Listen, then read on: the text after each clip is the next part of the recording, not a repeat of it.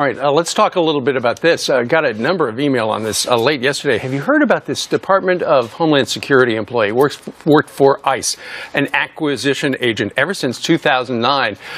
He has been placed on administrative leave because, among his other duties, he was also running a racist website called War on Horizon, where they talk about in order for black people to survive the 21st century, we're going to have to kill a lot of white people. His coworkers are afraid of him. Clearly, he is a racist, and now he's on administrative leave with pay. Since 2009? No, he's just been placed on it. He's been an employee since 2009. Oh, my goodness, because I thought if you'd been on that, that would be a huge story for 5 years being paid. But anyway, it's still a ridiculous story, is it not? Why can he not be let go? Is this the culture that we now live in of political correctness, that we're so scared to release people because of the ramifications and what might be the end result? It seems that this, I don't want to pronounce his name incorrectly, but it's at Io Kamathi. Is that the name of the employee? Good enough for me. All right, so it's Io Kamathi, and he says that the war is on now. He is not going anywhere, and that he believes what he is doing is completely okay. Yeah, he uses terms like Uncle Tom Coons, white sex offenders, and Zionist small hats.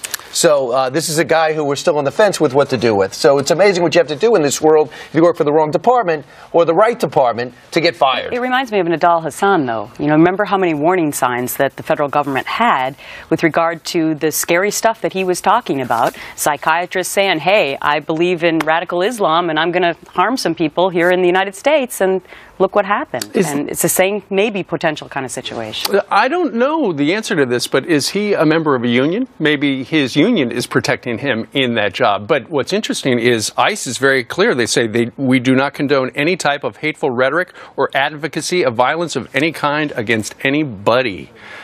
And Steve, if I'm reading between the lines on that statement, that was a go sign to the brain room to get going on that in the break. Well, I think it's, you know, take his side for a minute.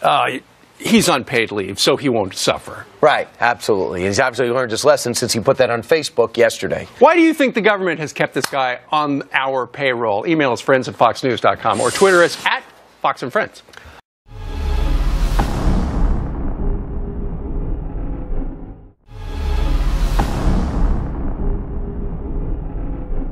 Making this video to address the person that has put my information out on the video on YouTube. All right? Number one, you have messed up and made the worst mistake of your life. Legally. I want to inform you that I have contacted the FBI. I have contacted IC3. You should know what that is. You should know.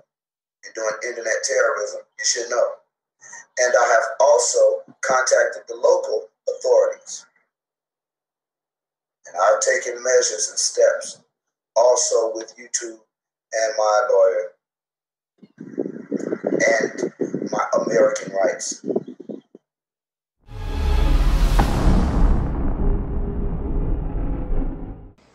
You also were active in the infiltration of many cultural groups.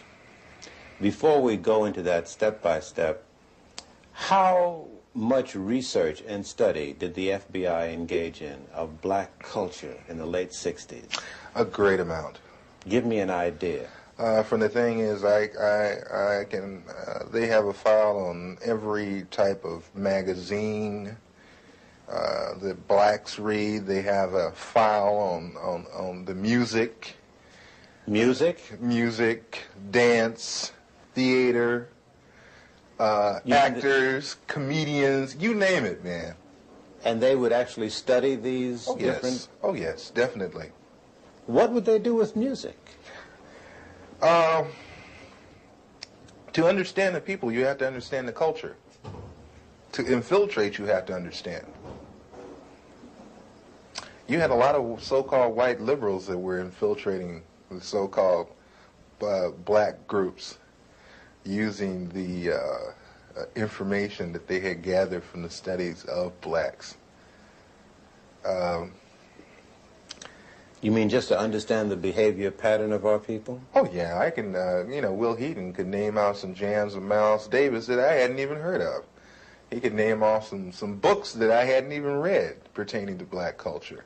Did you ever see agents actually studying the music of... Yes, yes. Yes, I've seen them going over even video portion of cultural events. The understanding, like when, okay, you have an organization like Leroy Jones' Black House. You remember that? Okay, Leroy Jones's place, which was done on the thing of tribalism. That's where I first heard the word Kintu, Mantu, Huntu, Hentu. These words of the African continuum. I learned that from an agent. He ran it down to me. They make in-depth studies of the personalities of the people they're dealing with too, culturally. It always helps it's the thing of you can take their culture and use it against them.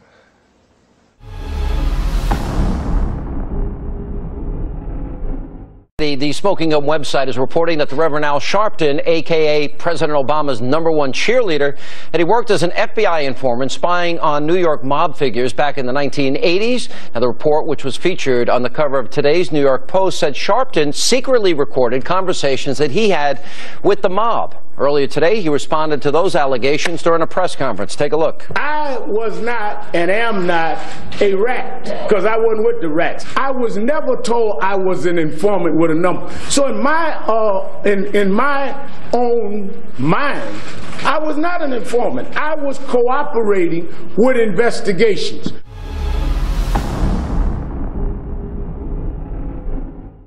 Now, let's get into the fall of '73. Elaine Brown is running around telling little lies on people so she can get close to Huey.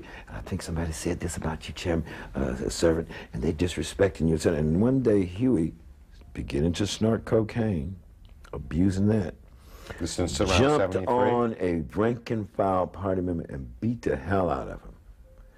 A whole herd of 100 and some odd party members just left. Who the hell he think he is? And people were peppering off because of this kind of crap. I'm jamming you. We put you in the hospital twice behind abusing those drugs. We had Dr. Small. I mean, we actually put him in the hospital.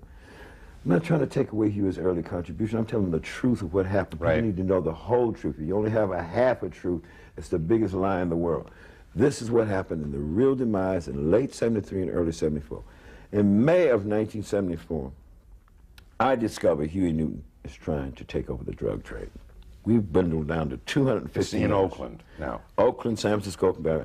That's the only branch and chapter operation going, except for a skeleton crew with a free ambulance program in Winston-Salem, North Carolina. There's no Chicago. All the chapters have been broken down. They don't exist anymore behind that Mayoralty campaign. So now you see the real demise that's beyond COINTELPRO. Unless Huey Newton and Elaine Brown was working for COINTELPRO. See, so this is the trouble with so many party members. They're hurt, some of them, to this day. Most of them are not, because a lot of them are PhDs and master's degree people now. But my point is, this is the true demise. Now, there's 250 so people left. I'm trying to figure out what I do with you. Do I kill him?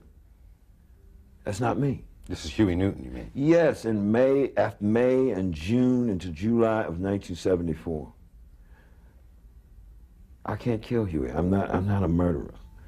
I had organized 5,000 people while he's sitting in jail. I confronted him with this. I says, I resign. You need to resign. The Black Panther Party is over. Oh, all doped up. I'm trying to keep that. I says, you're not keeping anything together, Huey. You never kept anything together. You don't even know these party members. I'm the one that politically educated them. I'm the one that taught them demographics and how to set up programs, etc. I'm the one that spurred them. I'm the one that broke down quantitative increase and dialectics to them. You didn't do it. The party is over. I'm going to resign. I want you to resign. The party's over. I walks out. Get out of my house. You ain't nothing but a punk. I says, one thing I'm not, Huey. You know I'm no punk. So I'm 6 years older than Huey. He knows that if you do me wrong, I will hurt you. I walk out. Next thing you know, I decide I'm going to leave. And when I leave, I'm willing to bet. I'm not going to even let those 250 party members know I left. But when they find out I'm gone, they're going to walk off. And sure in hell, 4 weeks later, Elaine Brown jumps up in a meeting and says, Bobby Seale has defected from the Black Panther Party. Guess what happened? 75% of more than 200 people in the auditorium say the chairman's gone. I'm out of here. And they rolled.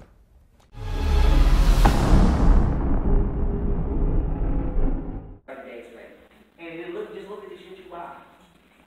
And they take the receipts, put them over here, and then get on the internet and go take your browsing history for the last 30 days and just look at the shit you watch. And that's gonna tell you why you are the way you are. So don't be sitting out talking about, damn, I'm an unhappy, miserable ass, always talking shit person, ain't never happy, hater. Go on the internet and see the type of shit you like to watch. Do you like to watch people get beat up all the time? Do you like to watch motherfuckers, Breeze, nobody can say my outside of my school videos, I'm cool. Breeze right here. Do you like to watch drama shit all the time on the internet? That's why you're a dramatic motherfucker. Do you? What do you mean? Look. Yo, all I want to say is this from Phil. Stop speaking on Noble Drew Ali, man. This King of the Moors. This King of the Moors, man. Stop speaking on Noble Drew Ali. I don't care who you is, man. Stop speaking on Noble Drew Ali. Nah, we good. We good. No, I got you. Spin off. It's time to go. Yeah, okay. Mason, that's Man, fuck all that. Keep talking. okay.